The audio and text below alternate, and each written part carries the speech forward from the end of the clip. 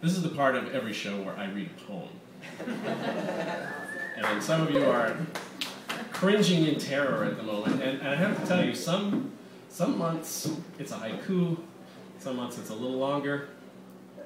Tonight, I'm afraid it's an epic poem. So we're going to be here for a while. This is something I wrote last November. It's called Infidel Dog.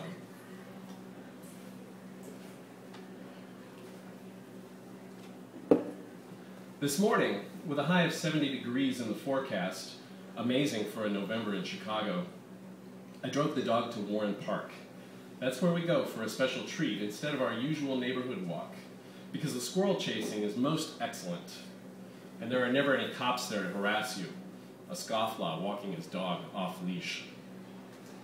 We like to run up the steps of the sledding hill, which a Parks Department sign actually proclaims Sledding Hill, and then charge down the slope, after which we make our way around the skirt of the hill where the squirrels rummage through the leaves like so many bargain hunters. We crunch, crunch, crunch across the orange carpet, and if we're lucky, we spot a squirrel far enough out in the open that Ella can chase it full bore back to its tree.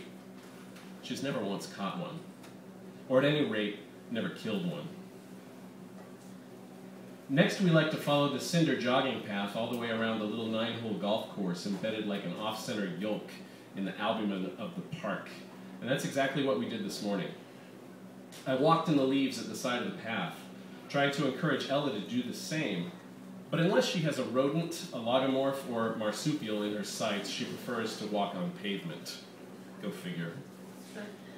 We were on the south side of the golf course, the tall chain-link fence meant to protect us from flying balls off to our left, when I saw two men coming our way along the path. Youngish men, younger than I at any rate, neatly bearded men dressed in long robes the color of wet sand.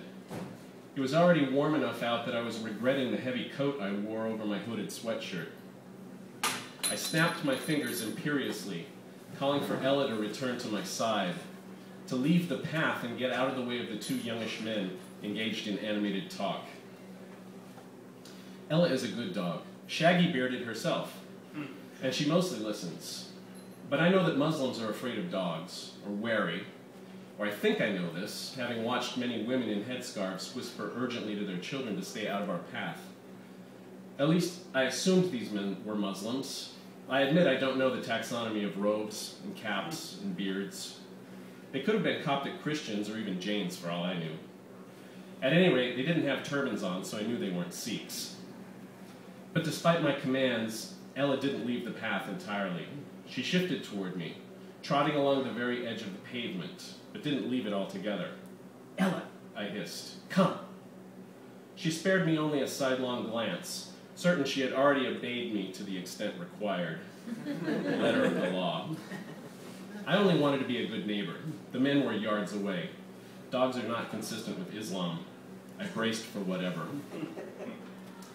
It's not that I thought anything worse than embarrassment might transpire, but my dog does have a history.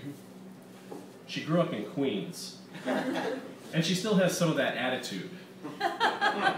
We socialized her with people pretty quickly, my wife and I, but that didn't prevent her from barking her selectively bred head off at any unfamiliar creatures we encountered on the street. Ones with strange colors, shapes, or motions. Women in full burqas, like shambling mounds of midnight, all absence. People in big hats. People on crutches or in wheelchairs. Black people, a sad reflection of the diversity of visitors to our apartment. The worst was the time she lost it at an old black woman in a wheelchair in front of a funeral parlor on Astoria Boulevard near the elevated tracks. As we dragged her in a wide, apologetic berth as far from the frightened woman as possible, as the woman's decked-out younger companions yelled at us, as if we'd trained our dog to hate old black women in wheelchairs. That was the worst. But it's not as if Ella has never met a Muslim man before. We used to walk her up Steinway Street in Queens, right past all the Middle Eastern restaurants and pastry shops and bookstores, and the men's social clubs with the curvy hookahs, and even past the mosque. Some people avoided us, though we never walked her up the middle of the sidewalk, or in such a way as to block anyone's path. We didn't mean it as a provocation, but more as a statement, an exercise of our rights to free association. an exercise in multiculturalism. And not everyone avoided us. One time, a group of 30-ish Egyptians stopped us as we walked Ella up the far edge of the sidewalk. One of them, with a reedy mustache,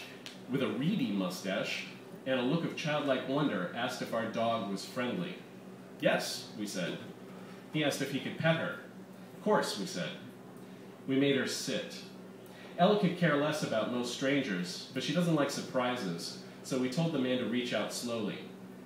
His fingertips barely grazed the hair on the top of her head, while Ella sat patiently and yawned. Good dog, we said, while the man straightened up with a smile as wide as the world on his face. You could see him already composing the story in his head that he would tell his friends about how he petted a dog and didn't even get struck by lightning. He'll be dining out on that one for years. We loved that neighborhood for reasons like that meeting on the street. We loved it for our friend Ali, who would never touch Ella because he was cooking in his little restaurant, but who always had a kind word for her and still asks about her when we visit. I love it for the times I stayed out all night drinking with Ali, who knew everyone, for the times he Virgiled me into the social club across the street from his restaurant, where I smoked shisha with the Egyptian men and listened to monologues on history and hieroglyphics, on all the important things that Egypt invented or did first. Our travels in Cairo and Luxor and Petra and Amman, talking Islam and politics and Christianity with virtual strangers in coffee shops and cafes, sometimes seemed the inevitable endpoint of our years in that neighborhood, which we loved. What I'm trying to get at is, I don't hate Muslims, and I especially don't want any Muslim to think I hate Muslims, or that my dog hates Muslims, which she doesn't. The two men on the path had nearly drawn even with us, and Ella still hadn't moved off the pavement. But there was enough room for her and the nearest man to pass each other without touching, which they did. "Good morning, sir," he said to me with a cheerful trill, his face like a gibbous moon, beaming. "Good morning, how are you today?" I said with a smile as wide as Lake Michigan, a smile trying a little too hard, wanting to be seen as a friend, not a fraud, and reflect the genuine shiver of camaraderie I felt. "Very well, thank you," he said, dipping his head. He, the respectful, non-threatening immigrant. Me, the welcoming, tolerant native. Both playing the part of open-minded, ideal world citizen. Maybe he was born here, I don't know, and maybe I was not, as far as he knew. No matter, we both still played our proper roles. Roles still, even if based on a true story, inspired by real events. I might wish for a deeper connection, a meeting of the minds, but at least we all passed on our leisurely errands without baring our teeth, without drawing our guns, and I can live with that. Ella, more alien than us all, paid none of our human posturing the slightest mind.